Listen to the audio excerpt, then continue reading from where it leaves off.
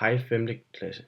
Vi skal i dag have om cirkler, om cirkels radius, dens diameter, hvad pi er, og om hvordan vi kan bruge det til at bestemme en cirkels omkreds og dens areal. Jeg vil lige starte med at tegne en cirkel her.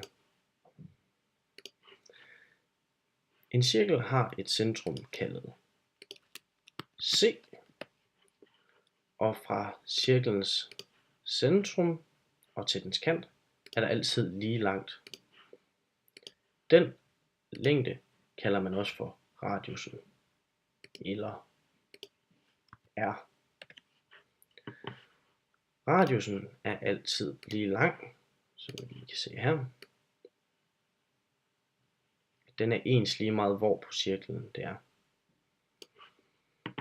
En cirkel har også en diameter. Lige tegne den op.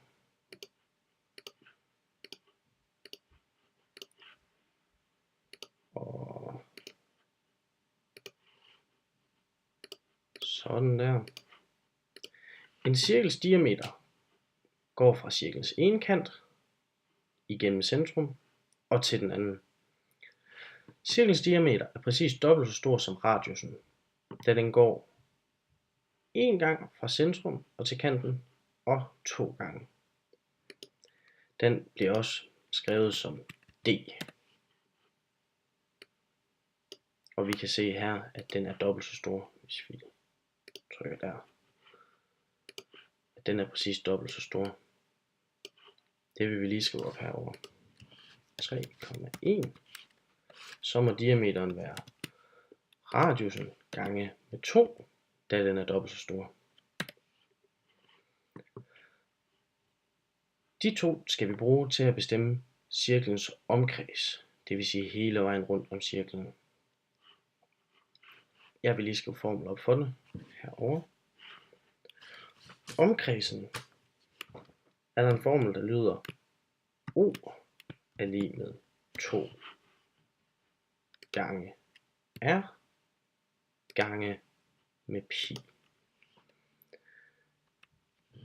Vi fandt jo lige ud af før, at diameteren var lige med 2R, så vi kan også skrive det her udtryk som O er lige med D gange pi.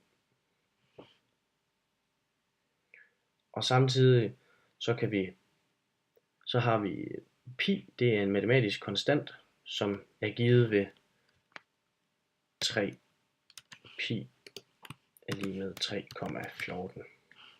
Det vil vi lige prøve for at bestemme cirklens omkreds herover.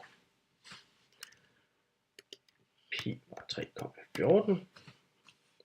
Det vil sige, at vi kan finde cirklens omkreds ved at sige diameteren D gange med pi.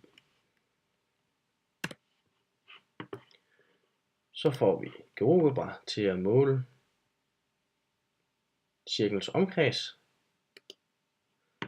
Og her får vi nogenlunde det samme, som vi beregnede før. Det har noget at gøre med, hvordan der bliver afrundet i programmet. Vi har også en formel til at beregne cirklens areal,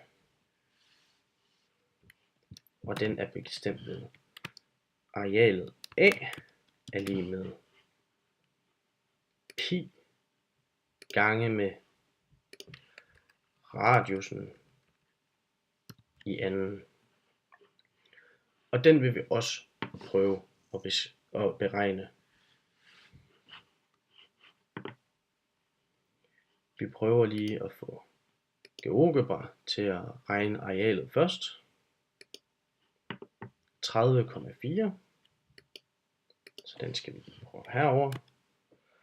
Og arealet var bestemt ved radiusen i anden gange med pi. Og som vi ser, så er de også meget tæt på hinanden. Jeg vil lige gå tilbage her. Vi kan også finde pi ved at sige pi er lige med